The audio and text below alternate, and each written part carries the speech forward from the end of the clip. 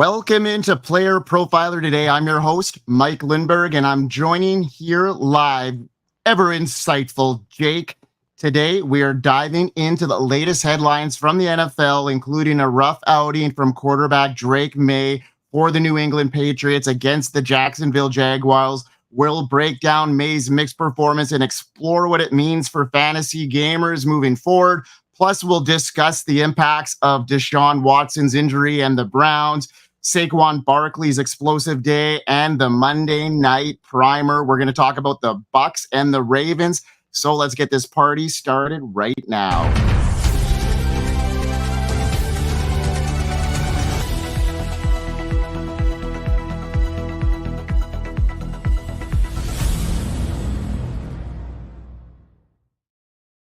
What's up, Jake? Welcome back. Monday. Yeah, I'm back for another episode. Last week was such a blast. I want to come back on. Yeah, man. Well, let's make it a habit, dude. Let's keep you coming, man. We're lucky to have you. And let's talk about some headlines today. Jake, you're from the news desk. We'll let you talk a little bit about yourself. Tell everybody where they could find your stuff. Yeah, I mean, you could always find me on the news desk right now. Also on X, Louis Lewis 5. I also have a podcast as well called Fantasy End Zone. Should be mostly on any platform currently. Go ahead and check that out. Also, check out the social media that I have going. And as well, check out Player Profiler. They got so much stuff going on their, social media. That's where I started. I started doing, a few things for the Instagram with Jason, and now I'm working my way up and, having this conversation with you. Sweet, man. Well, welcome back. And let's get into some top stories here. We actually just got some breaking news as of late, and we'll get into that a little bit later about Brandon Ayuk. He's done for the year. So that's not good news about him. So we'll get into that a little bit later on. But let's talk about Drake Maye here.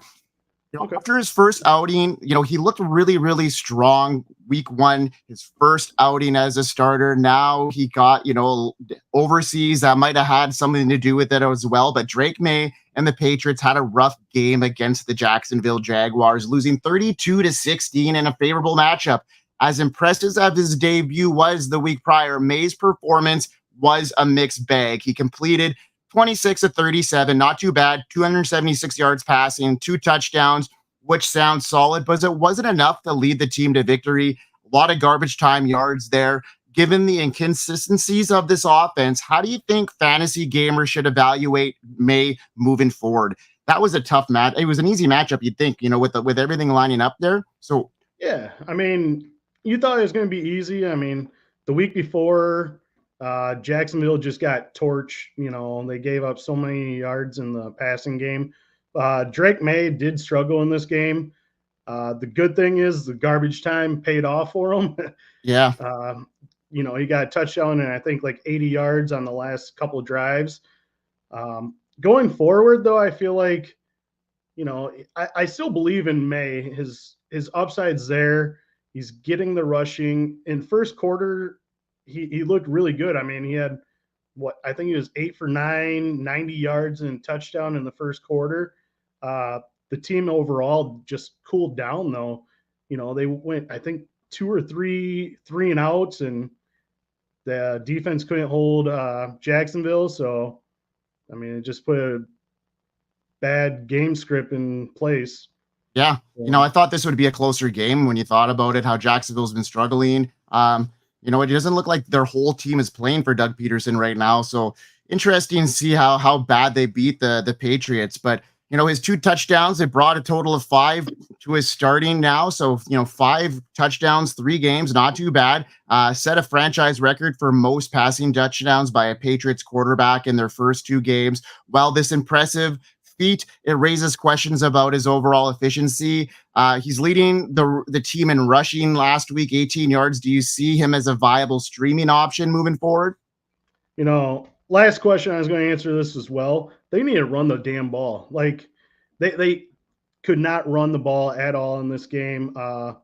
He had 18 of the total 38 yards rushing. And we look at the other team, Jacksonville had 171 yards in this game. And when you can't run the ball, you're not going to help your rookie quarterback. We look at all the rookies right now. Jaden Daniels, we got Brian Robinson doing his thing, Austin Eckler doing his thing.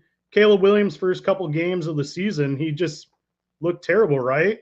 Yeah. And then DeAndre Swift started getting it going and opening up the passing game.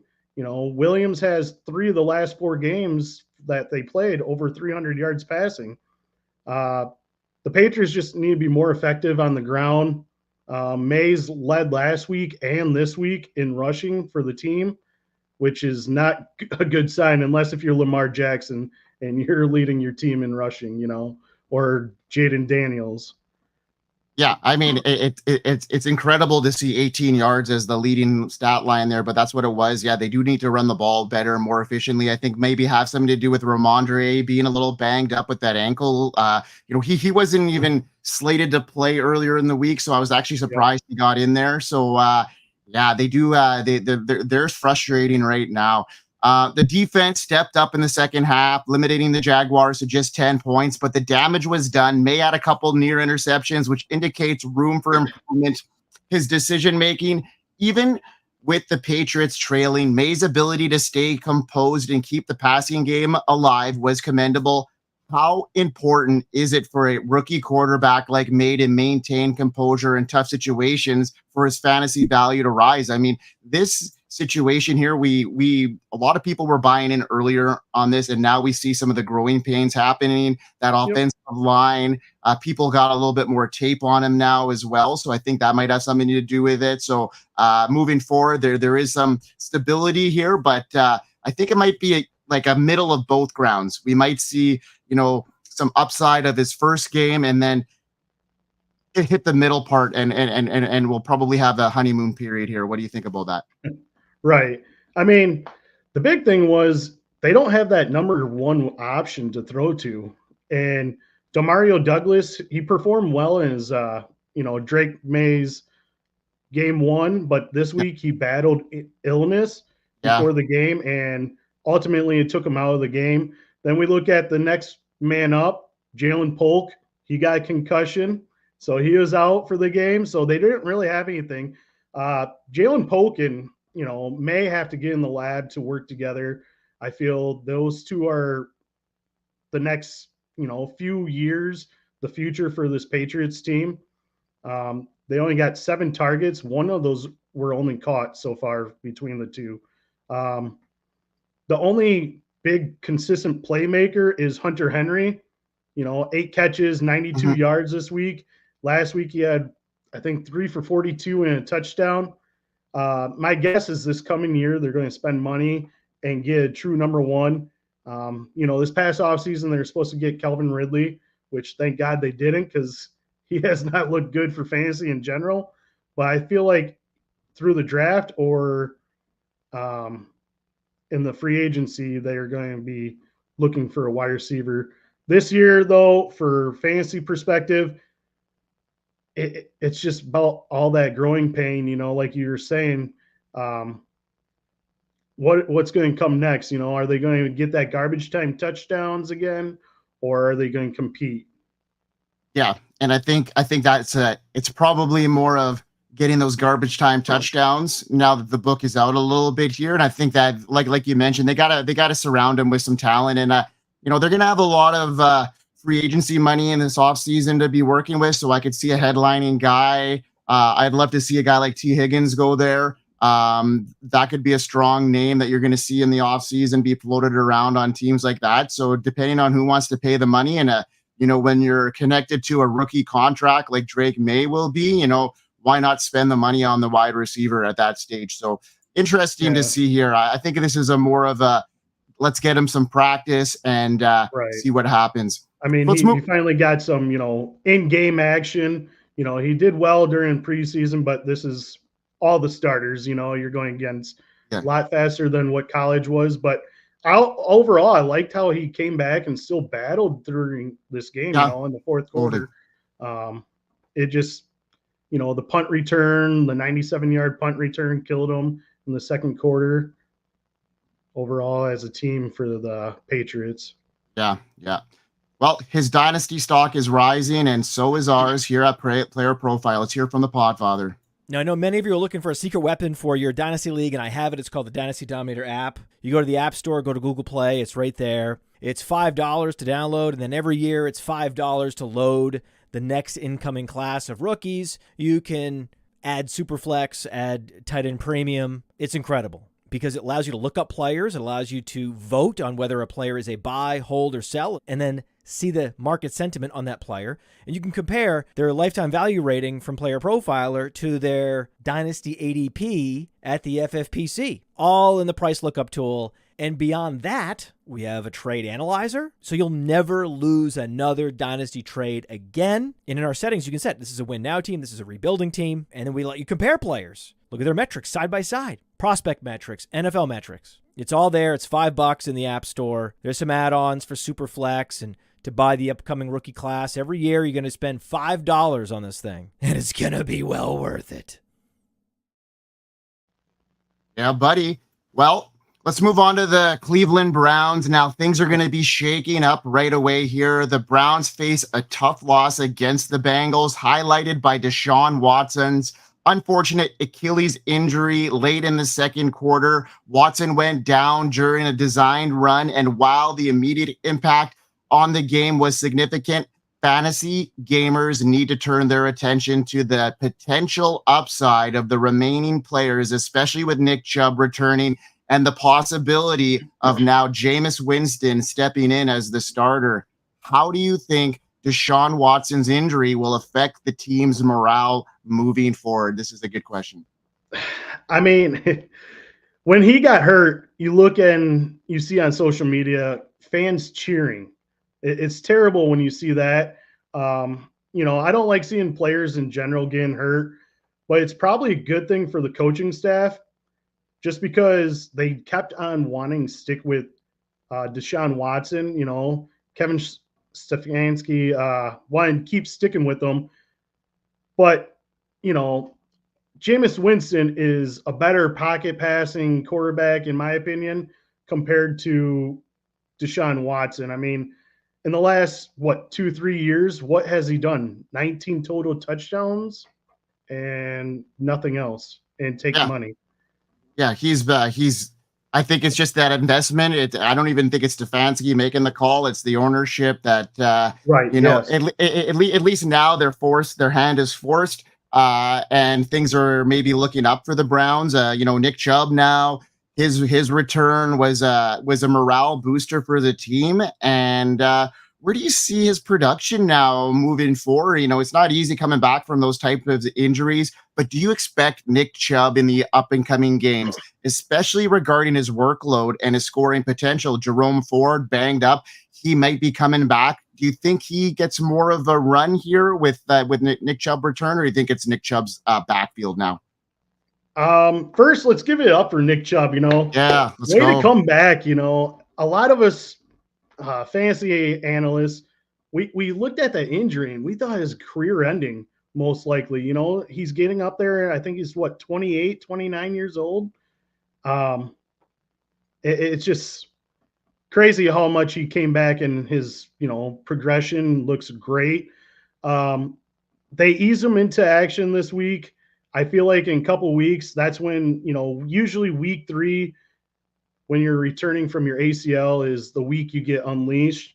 And for the Browns, it's great because next week he'll probably take more of a, ease back into action against Baltimore.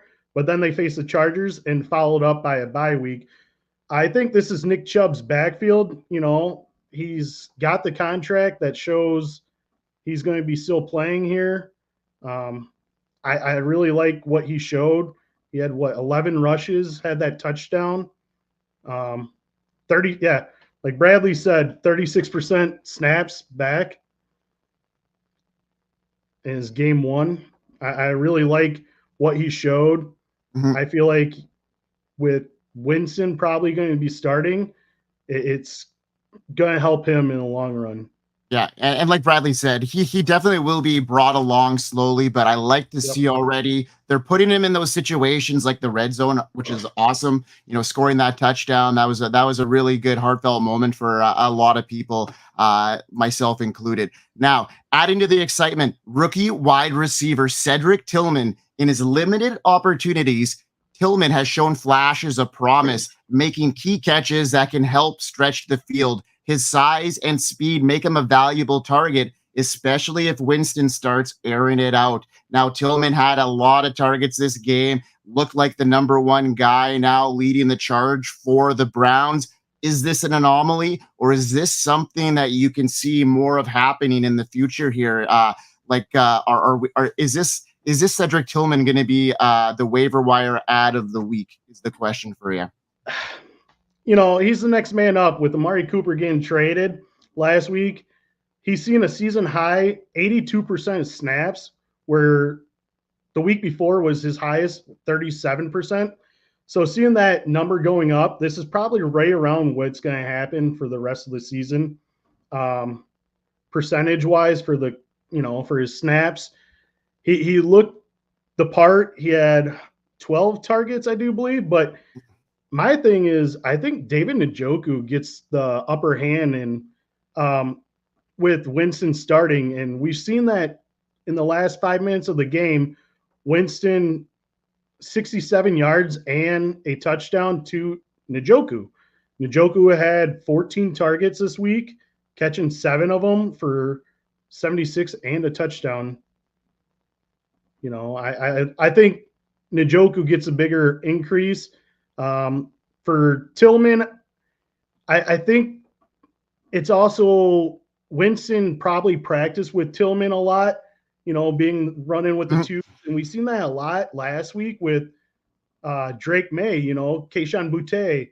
Those two connected a lot, but I think that's more of the game plan. When you're practicing with somebody, you get familiar with them. And I think that could have been the same thing with Cedric Tillman. Yeah, and I really do agree with you there about the Njoku thing. I mean, when healthy, he's a top 10 tight end. He's proven that, but he's got to stay healthy. He's a bigger body guy, and he's injury prone. So as long as he's in the lineup, he's definitely a must start. Let's move on to Saquon Barkley, who's been nothing short of dominant this season, and his recent performance against his former team, the New York Giants, showcase just how effectively he's fitting into the Philadelphia Eagles offense. On Sunday, he racked up an impressive 176 yards on just 17 carries, averaging a whopping 10.4 yards per carry. This marks not only the best day since joining the Eagles, but also his best rushing performance in years. How do you see Barkley's performance impacting the fantasy landscape for the rest of the season? He's clearly an RB1, and he's been pretty efficient. The Eagles are now become more of a run-centric team. This is wheels up for me as long as Barkley can stay healthy, because there's nobody really gaining targets. Gainwell, had a little piece of the pie this week, but the score was ran up by that point. Definitely. I mean, the craziest part, he had that performance in only 53% of snaps this week. And I just seen recently on social media, the coach coming over to him, hey, you're 13 yards away from your career high. You want it or no? No, let the young guys eat. That's what Barkley replied. He doesn't care about numbers, but overall for fantasy, the rest of the season, I mean, there's no reason for him not to finish top 5. Yeah. When he's healthy, he's finished top 5 or better. And it's been proven 3 times so far in his career. And in his 6 years of being, in the NFL, 4 of them have been RB1. 3 of them are RB5 or higher. And this right now, he's the same. He's right on projection. He's number 1 or 2 right now for RBs. Yeah. Yeah, he's insane. And the thing is if you look at these new acquisitions in the offseason, Joe Mixon, Derrick Henry, Saquon Barkley, these guys are performing at a high level in these high octane offenses. So when the shiny new toys come up or rookie season next year, I'm going to be sure to remember these older names that are popping off the charts right now. Let's move That's on. like you said, though, these are older guys. Derrick Henry's not a young stud. No, of course. Joe Mixon's still young, not old, but they are giving this performance, and we love seeing it. It's just, what are these young guys coming out of college? They might be better off just staying back in college for the NIL deal. No kidding. Okay, folks, if you're enjoying the show, don't miss out on more exclusive content. Subscribe to the Player Profiler YouTube channel at Player Profiler News. Follow us on Twitter at Profiler_NFL and visit our website at playerprofiler.com/news for all the latest and breaking news and its impact on fantasy football. All right, let's get into the Monday Night Primer Game 1. Jeremiah and I are going to cover the second game in prime time right after this show. So, Ravens, Buccaneers, I had it circled as my game of the week. There is a lot of optimism for both these teams, both 4-2, a lot of storylines here. The Buccaneers coming off a record-setting performance against the Saints. Let's break down some key players to watch, including Baker Mayfield and Derrick Henry, maybe Chris Godwin, Lamar Jackson. There is a lot of star studs in this game. So facing a Ravens defense that has been a mixed results against quarterbacks, do you think Baker Mayfield can maintain his strong production tonight in this matchup? He's home. Let me give you the statistic. Ravens against quarterbacks on the road are surrendering 354 yards a game right now and almost 3 touchdowns. Just that stat alone, and Baker's been red hot, so I got to start him. I feel comfortable, and, I feel like I would rather have him over Lamar Jackson starting. What about you? That's a tough one. I mean, they're both playing very good football, but I mean, I'm going with Lamar. I have to go with Lamar. This is going to be a great game. I'm really hoping. I'm anticipating a shootout. I'm anticipating Lamar Jackson to have a good game as well. But it's all about Derrick Henry right now, and he's been the game changer the Ravens needed since his arrival. His presence adds a powerful element to the Baltimore Ravens offensive strategy, and he's been effective in both rushing and receiving. So given the Buccaneers' recent struggles against the run, is this a Derrick Henry smash performance again? I think they're going to find more success throwing the ball, but I mean, Derrick Henry's still going to get his 100 yards, 1 touchdown. I think that's kind of the norm now with him. With Lamar, he averages almost 70 yards a game, and the Buccaneers are giving up the 5th most rushing yards to quarterbacks. I think that's going to help get, RPOs and opening up the lanes for Derrick Henry in general. But I still think 100 yards and touchdown is his floor. Like nowadays, we look at it. Yeah, agreed. And now let's talk about the elephant in the room here, and that's the 3-headed monster that could be this backfield of the Tampa Bay Buccaneers. They went on record saying that, they're all going to get a series to start the game, and maybe they're going to go on the hot hand. Do you believe this coach speak? Well, I just got notification that Rachaad White is active in this game. I feel like it's got to be Bucky Irving the first couple series. You want to come out and punch Ravens right in the mouth. If you're going to do, you get a turn. I just don't see that happening. I think Bucky Irving is a better back than the other two. Sean Tucker, I've always been a huge fan, especially I've been a huge Syracuse fan watching him, in college. It's just unfortunate with his heart condition pre-draft, but and with White being injured, I feel like Bucky Irving's turn is right now, and he's been averaging better than Rachaad White.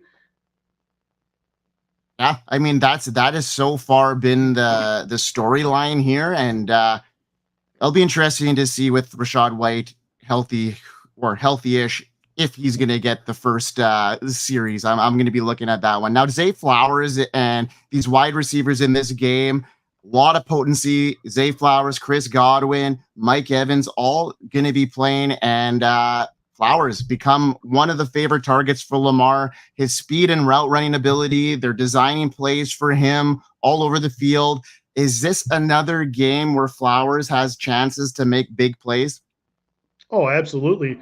He's put up back-to-back 100 yards games, 21 targets in the last 2 games, and I just feel like they're just getting their feet started, their feet wet, with how do you incorporate Henry with Flowers, with, Andrews, who knows what he is at this point. Yeah. But I just feel like Zay Flowers, this is a good game for him, and I see him doing, 80 yards and probably 6 catches. What about Chris Godwin? Since he's been moved to the slot, he's been a top 12 wide receiver all season. It's hard to ignore. He's playing the best football of his career, surpassing his best year as a Buccaneer when Tom Brady was there. He's on pace for close to 1,500 yards, 14 touchdowns, and 120 receptions, which would put him in probably top 3 whispers at this stage. So do you think this pace is sustainable, and does it continue tonight against the Ravens? I don't know if it's sustainable for the rest of the season, but tonight I think absolutely. Ravens are giving up the second most targets per slot or per target to the slot position, and that's where Godwin does most of his work, is out of the slot. So I feel like he's going to have success there and keep his fantasy relevance high this week. For long-term effect, hopefully he just stays healthy, He always had that knee injury, but I feel like Mike Evans has got to get a couple of his games in where, Godwin takes a back seat maybe once in a while. But I think overall this team has got all the weapons you need. Yeah, absolutely. Okay, I'm going to ask you one more question before we head her home here. You did a great job tonight, Jake. Thanks for joining in again. Your insights have been awesome. Now, who wins this game? Shit. I'm going to still say Baltimore. I'm going to say Baltimore is going to still close it down. I just like their defense more than the Buccaneers. Both the offenses look pretty comparable, but if I had to pick, I'm going to say Ravens have a better defense than Buccaneers. There you have it, Jake. Jake's intel tells you to go with the Ravens, and I can't disagree with them. So, Jake, as we wrap up the show, tell everybody once again where to find you and all your stuff, my man. Yeah, go ahead and check out Player Profiler News. I'm doing some articles out of that. Be sure to follow them. Check out my own stuff on Fantasy End Zone, my podcast. Check me on X, Louis Lewis 5, LEWY LEWIS, the number 5. I started off as a social media worker with you guys and progressed to now. If you guys are ever interested, they got stuff going on. They're always looking for great minds. Just reach out, look at their Twitter, at Player Profiler, and hit them up. Yeah, great totally. Group of guys working with. Yeah, man. Listen to Jake. All right. So thanks for tuning in once again to Player Profiler today. It's been a pleasure breaking down these key stories. Thanks, Jake, for tuning in. If you've enjoyed the show, yeah, man, absolutely. Please give us a like, subscribe to the Player Profiler YouTube channel, and hit that notification bell so you never miss an update. Follow Jake on Twitter for more insights, and visit our website for the latest fantasy football news. We'll see you next time, and we'll continue to help you dominate your fantasy leagues. Peace out, everybody. Peace. From the Podfather to you, I deeply appreciate you tuning in. And many ask, what can I do? What can I do to help support the hosts, the research they do, the production costs? Go to playerprofiler.com, Dynasty Deluxe, World Famous Draft Kit, Rankings, DFS Dominator, and of course, data analysis. Subscribe to any one of those, and you support all of us and take Player Profiler to the moon.